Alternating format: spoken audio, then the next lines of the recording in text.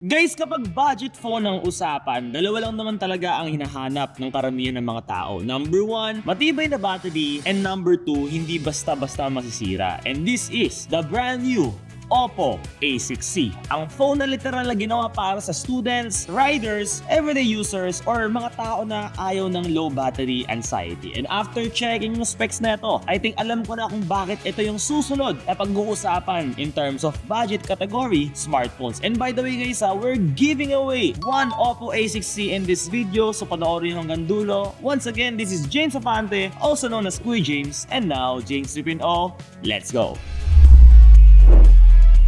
So this is the box of the Oppo A6C. So it's very pretty much standard. So all white, and this is actually a signature design of the Oppo A6C. Actually, ito yung isa sa pinakagusto ko sa kanila kasi even yung mga budget smartphones guys, parehas yung treatment nila in terms of packaging. Unlike sa mga ibang brands out there na nag-iba yung kulay or nag-iba yung style ng mga box nila. So on the Oppo A6C, again, if you're buying a budget phone, no, ang Oppo talaga medyo flagship brand talaga siya. But it's surprisingly na this time talaga actually binibigyan na rin ng focus yung mga budget phones nila. And just to let you know, yung mga budget series guys ng Oppo is actually not available sa mga offline stores kung papansinin mo. This is only exclusively available online. And plus, pag nag-check out ko pa sa live selling natin guys, every double digit, ang mura talaga ng mga cellphone na to. Plus, pwede mo pa siyang utangin 0%, 3 to 6 months or even 12 months just in case sa Shopee VIP ka. So this is the case itself.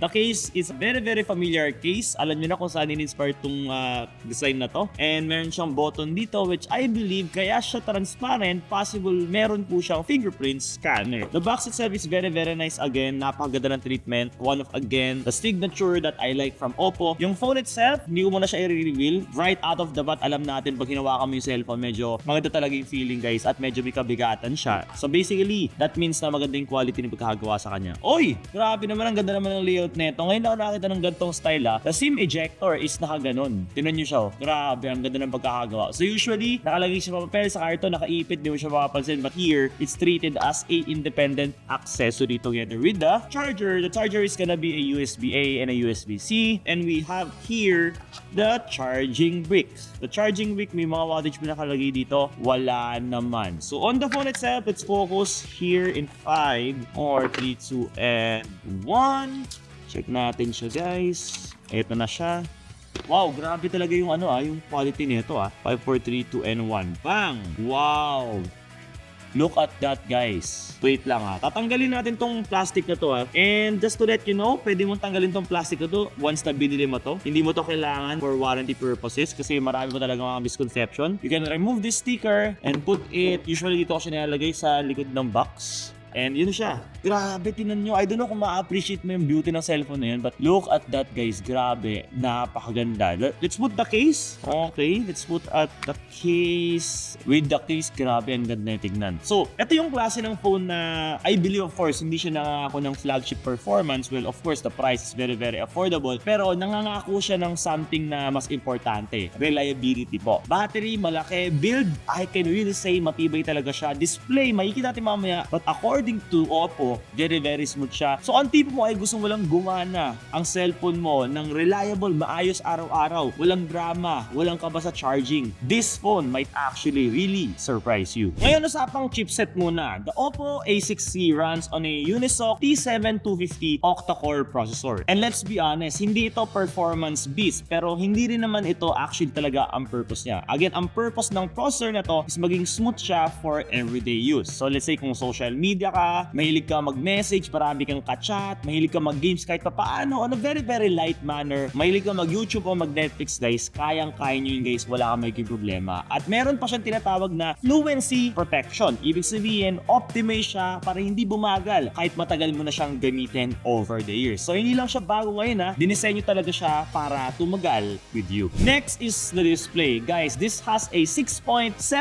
inches display with 120 Hz refresh rate. gigabytes. At sa presyo niya, medyo bihira and I can say okay na okay itong value to. Meaning, it will give you a smooth experience guys pag nag-scroll ka sa social media. It will give you a smooth animation, let's say pag nagmumultitask ka or nagkiklik ka ng photo. And it will give you a premium feel guys, especially pag ginagamit mo siya outside because again, napakaganda talaga ng kanyang form factor. I can say malaki rin siya, so kahit manood ka ng video o maglaro, I can say napaka-komportable din talaga niyang tignan at the same time hawakan. Now, ito yung talagang dahilan kung bakit kailangan mong i-consider or ito yung dahilan kung bakit nag-standout talaga si Oppo A6C in this current price range guys ha. The battery. It has a 7,000 mAh battery. Guys, sobrang laki po niyan. And according to Oppo, it's designed to retain over 80% battery health even after 6 years of continuous usage guys. Again, 6 years, 80% battery health guys. Kahit iPhone hindi po yun kaya. Meaning, hindi ka lang binibigyan ng malaking battery right now guys out of the box ha. Binibigyan ka rin ng battery na tatagal guys together with you. So, less battery anxiety, less pahingi ng bro, pahingi ng charger o ng power bank mo, or less hanap ng outlet kung saan-saan, especially let's say kung nasa airport ka. At meron pa siyang decent 15 watt fast charging. And ang pinakamalupit at this current price range, may reverse charging support pa siya. Meaning, pwede mong ipang-charge ng ibang device kung sakali let's say kailangan mo. Perfect siya for riders, students, or mga taong nasa labas buong araw. And syempre, hindi lang battery ang binigyan nila guys ng focus sa cellphone na to. The Oppo A6C also has a IP64 water and dust resistance. Meaning, kahit maulan, kahit tamaan to ng splash, or let's say kahit malikbok or medyo talagang messy talagang paligid mo, protektado pa rin siya. Makakaasa ka na wala ka magiging problema sa cellphone na to. So para sa mga rider talaga na for example, palaging exposed outside on different environments or palaging nasa labas ng bahay, or let's say everyday grinders ka talaga sa buhay no, mas kampante ka gamitin araw-araw ang Oppo A6C. Pag-usapan naman natin guys, of course, camera naman guys. The camera guys has a 13 megapixel rear dual camera and a 5 megapixel front facing camera. Hindi to a camera focus phones, diretsuhan tayo guys. Pero honestly, this is already enough since budget phone siya for everyday photos, social media posts, video calls, video meetings, and of course, basic content just in case nag-a-affiliate ka right now. So kung ikaw yung content creator na hindi naman kailangan ng malakas ng camera setup guys, I can say no, gagana naman siya ng maayos sa pang-araw-araw. At meron pa siyang konting extra guys, which is what we call the extra features. This comes in a Android 15 with Color OS. It has a micro SD expandable storage. So just in case, even bumili ka nung let's say nung 64GB na base model, pwede mo expand guys yung storage pag nagkaroon ka na ng budget guys, 128, 256, 512, even 1TB. Susunod yung design niya guys, napaka-flagship talaga tignan. As you can see, tignan mo talaga,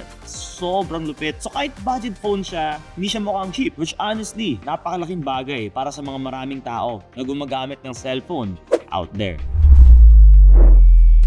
So para kanino ang Oppo A6C? I think honestly para sa mga tao na naghahanap ng cellphone na number one, of course, matibay talaga, matagal ang battery, matagal mong gagamitin, 6 years at 80% battery health may guarantee ang Oppo. Smooth gamitin and of course guys, budget friendly, di siya mahal. Perfect for students, riders, online sellers, or mga unang beses palang bibili ng sariling phone or even let's say naghahanap ng backup na cellphone. Hindi ito yung phone para sa mga naghahanap ng flagship na power, pero para sa mga tao na gusto lang naman na maayos na cellphone para sa pang-araw-araw, I can say this is one of the most sulit options out there. And honestly, this is the kind of the phone na pinapatunayan na hindi natin laging kailangan gumastos ng malaki para magkaroon ng cellphone na matibay at tatagal guys together with us. Minsan yung simpleng ginagawa ng maayos yung trabaho niya, yung maayos yung performance niya, at the same time matagal malubat at matibay, sapat na. And syempre guys, giveaway time guys. So again, we're giving away one Oppo A6C guys here in this video. But before we do that guys, announce na muna natin guys yung winner ng Tecno Camon 50 Ultra 5G guys from our previous video. So ilalabas ko guys yung comment niya guys here on our video. If ikaw to, go message our Facebook page, Kuya James Afante with blue check mark to claim your prize guys. So paano ka mananalo ng Oppo A6C completely for free? Simple lang, i-like mo lang tong video na to. Make sure dapat nakasubscribe ko guys sa YouTube channel natin and naka-turn on ang notification bell mo. And i-comment mo dyan sa baba kung anong pinaka nagustuhan mong feature or let's say function or aspect or angle of the Oppo